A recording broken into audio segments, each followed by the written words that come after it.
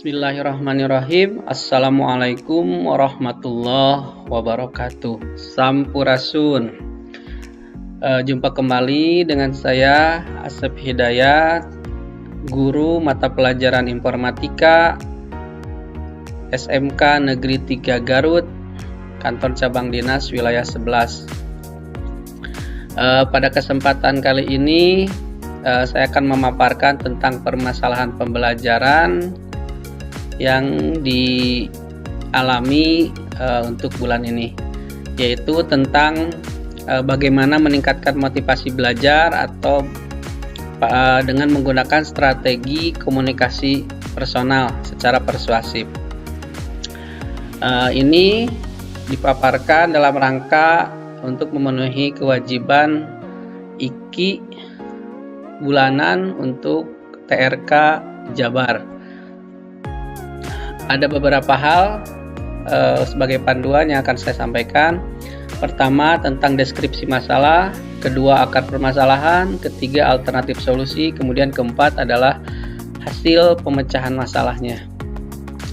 Oke, tentang deskripsi masalah, di sini bahwa berhasil atau tidaknya pencapaian tujuan pendidikan itu ditentukan oleh proses belajar dan pembelajaran siswa di sekolah. Akan tetapi atau sedangkan keberhasilan belajar seorang siswa itu akan dipengaruhi oleh banyak faktor, diantaranya adalah motivasi siswa tersebut dalam belajar. Kembali bahwa yang namanya motivasi itu akan sangat berpengaruh untuk keberhasilan dalam pembelajaran.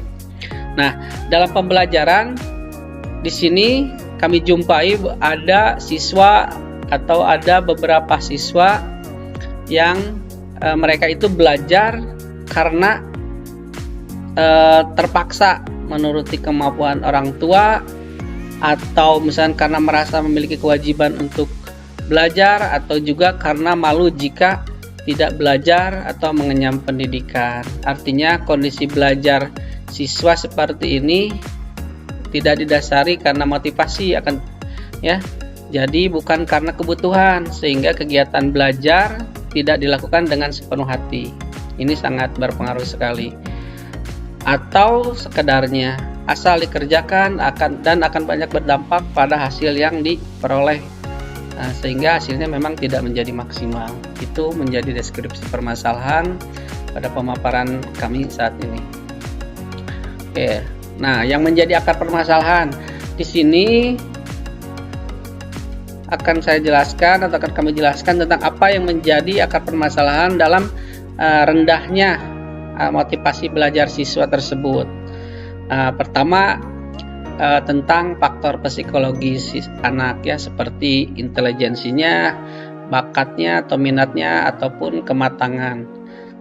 Kemudian ada juga faktor yang bersumber dari lingkungan sekolah yang bisa menimbulkan kesulitan belajar, seperti misalkan dari kurikulumnya misalkan, atau juga metode belajar yang disampaikan oleh guru, hubungan antara guru dengan murid, hubungan antara murid dengan guru juga, atau sebaliknya, atau hubungan antara murid dengan muridnya, itu juga pasti akan mempengaruhi dalam motivasi pembelajaran anak.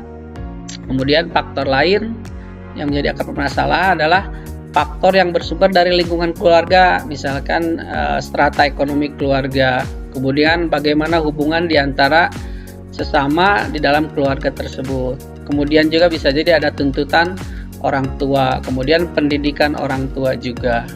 Kemudian selanjutnya adalah faktor lingkungan masyarakat. Nah, ini yang paling besar menurut kami yang mempengaruhi motivasi belajar siswa, yaitu adalah tentang media elektronik, ponsel, buku-buku, bahkan mungkin tontonan yang pornografi mungkin itu sekarang sangat mempengaruhi sekali. Kemudian dari beberapa permasalahan, deskripsi permasalahan dan akar permasalahan yang kami sampaikan tadi, kami menawarkan alternatif solusi, yaitu pendekatan dengan menggunakan komunikasi personal atau pendekatan pribadi atau personal approach secara persuasif dengan siswa ataupun dengan orang tua siswa. Nah, kaitannya dengan siswa itu komunikasi personalnya dilaksanakan secara pribadi ataupun dengan mengundang orang tua. Jika memang orang tua ketika diundang ke sekolah berhalangan, bisa juga dilakukan dengan melakukan home visit gitu ya.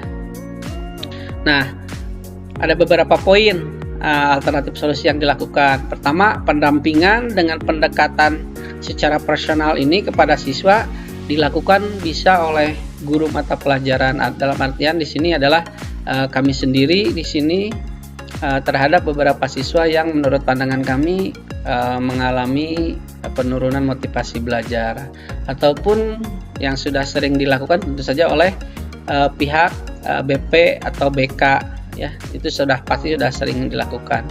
Nah, dalam ini adalah guru yang melaksanakan pendekatan menggunakan komunikasi personal ya, secara pribadi. Tentu saja ini diberlakukan untuk siswa-siswa yang bermasalah dalam hal motivasi belajar tadi. Nah, bagaimana komunikasi personal itu dilakukan secara bertahap gitu ya. Jadi mungkin ada beberapa tahap atau ada beberapa pertemuan, tidak hanya satu kali ya, atau tidak hanya satu arah. Jadi memang harus ada komunikasi dua arah. Mulai dari komunikasi personal dengan siswa itu bisa dilakukan 1 atau 2 atau bahkan 3 kali, atau bahkan mungkin sampai ada tindak lanjut lah. Artinya ketika anak sudah termotivasi pun itu tetap itu harus dipantau, ada tindak lanjut agar konsisten memiliki motivasi belajar yang tinggi di setiap pertemuan dalam pembelajaran.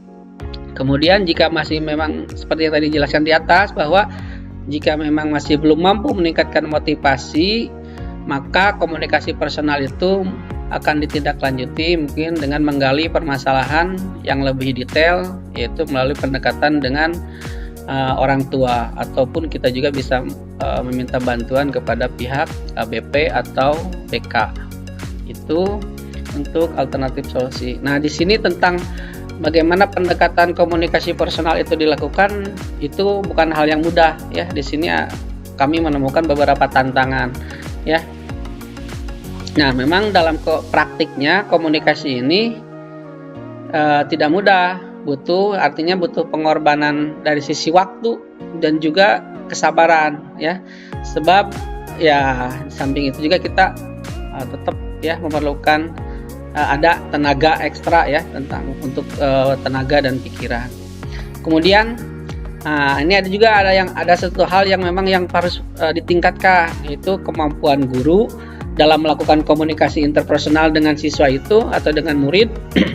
Ini menjadi perhatian utama untuk meningkatkan motivasi siswa. Artinya setiap guru mungkin harus memiliki kemampuan untuk berkomunikasi secara pribadi dengan siswa ya. Tujuannya yaitu untuk meningkatkan motivasi belajarnya dengan menggali permasalahan-permasalahan yang dihadapi oleh siswa itu sendiri.